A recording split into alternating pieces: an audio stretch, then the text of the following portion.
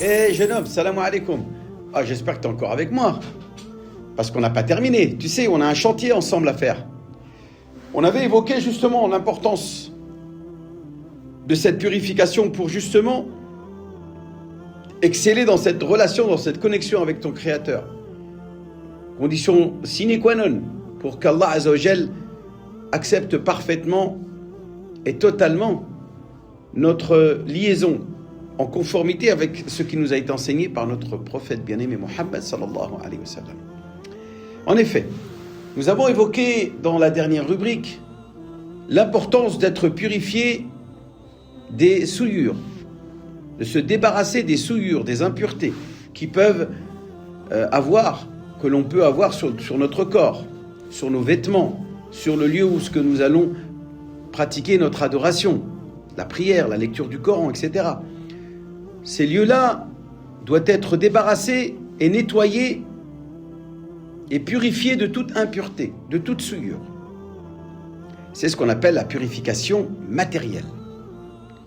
C'est aussi celle que l'on va réaliser quand on va aller faire ses besoins.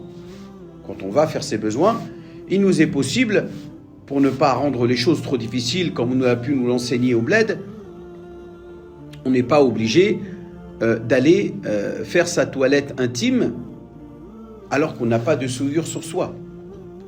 Cette toilette intime qu'on appelle l'istinja n'est nécessaire que si nous allons faire nos besoins. On nous a souvent appris que à chaque fois que l'on veut faire ses ablutions, on doit d'abord passer par la case toilette, par la case toilette intime, ou ce qu'on appelle istinja, c'est-à-dire le fait de se laver les parties intimes. Ceci est totalement faux. La religion est beaucoup plus souple et beaucoup plus facile que cela. À partir du moment où tu veux aller faire ta prière, la seule obligation que tu dois vérifier, c'est t'assurer que tu n'as pas sur toi des souillures, même au niveau des parties intimes. Il faut que par exemple, tes sous-vêtements ne soient pas souillés par ton urine ou par des impuretés matérielles et que tu aies réalisé cette purification incidentelle qu'on appelle les ablutions. Et c'est ce que nous allons découvrir ensemble aujourd'hui.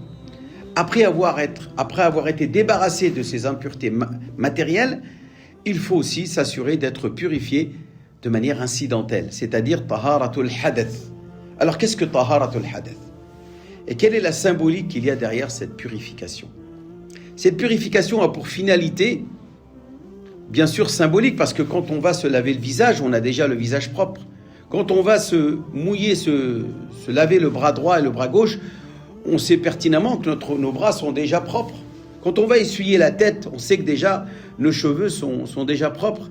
Mais la démarche, elle est en soi un acte rituel. Elle est en soi un acte d'élévation spirituelle. Elle est en soi un acte de purification. Dieu dans le Coran nous parle de ces hommes, de ces gens. Alors quand on dit les hommes, c'est avec un grand H, bien sûr. Elle intègre à la fois les femmes et les hommes. Ou tout simplement ceux qui marchent sur leurs jambes. L'expression en arabe, c'est rijalun. Fihi rijalun. Quand il parle de ces mosquées, il dit il y a en son sein des individus qui marchent sur leurs pieds, sur leurs jambes. Yamshuna ala arjulihim, qui marchent sur leurs jambes. Rijalun yuhibbuna an yatatahharu, qui aiment et qui souhaitent et qui désirent profondément réaliser ce tahliya, cette purification spirituelle, mais aussi cette purification matérielle et incidentelle. Yuhibbuna an yatatahharu. Et Dieu ensuite leur déclare son amour en disant, et Dieu aime ceux qui souhaitent se purifier. Wallahu yuhibbul mutatahhirin. Donc cette purification, elle est en soi déjà un acte d'élévation. C'est un acte de tahliya, dans lequel on se débarrasse des impuretés physiques. Et on réalise cette purification incidentelle qui est une symbolique dans laquelle on se met en condition psychique et spirituelle pour réaliser cette connexion avec Allah subhanahu wa ta'ala. Donc qu'est-ce que c'est que réaliser la purification incidentelle? Ma ma'na taharatul hadath. La purification incidentelle se divise en deux parties. Nous avons d'abord celle qui est mineure. et qui doit être réalisé dans le cas où de mon corps est sortie une impureté. À partir du moment où de mes parties intimes quelque chose est sorti et qui est impur, que ça soit gazeux, que ça soit liquide ou que ça soit solide, mon corps doit entreprendre ce rituel qu'on appelle les ablutions avant de pouvoir accomplir la prière. Je dois me remettre en état de taharatul hadathil asghar. C'est ce qu'on appelle la purification mineure, qui consiste bien entendu, comme le dit le verset 6 dans la sourate 5, ô vous les croyants, si vous décidez de vous lever pour accomplir votre prière, lavez-vous le visage, les bras, essuyez-vous la tête et lavez vos pieds. Très simple. Bien sûr, c'est ce qu'on appelle les ablutions mineures.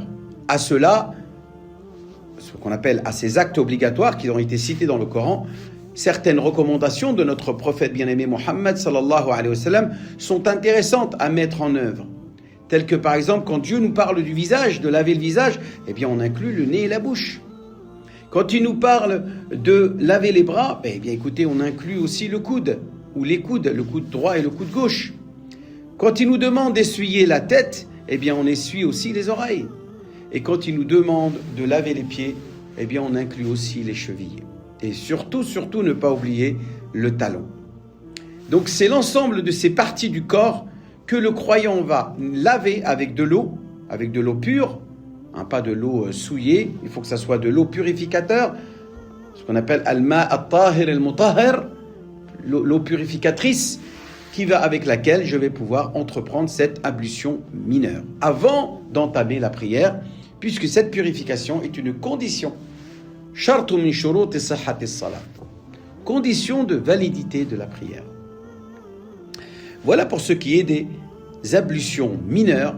Nous verrons, Inch'Allah, dans notre prochaine rencontre, comment réaliser, et pourquoi d'abord, réaliser cette purification majeure nécessaire à la validité de nos rites et de nos connexions nécessaires avec notre Créateur, Allah subhanahu wa ta'ala, et ainsi cultiver cet amour réciproque entre nous et lui.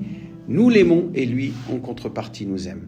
Wassalamu alaikum wa rahmatullah.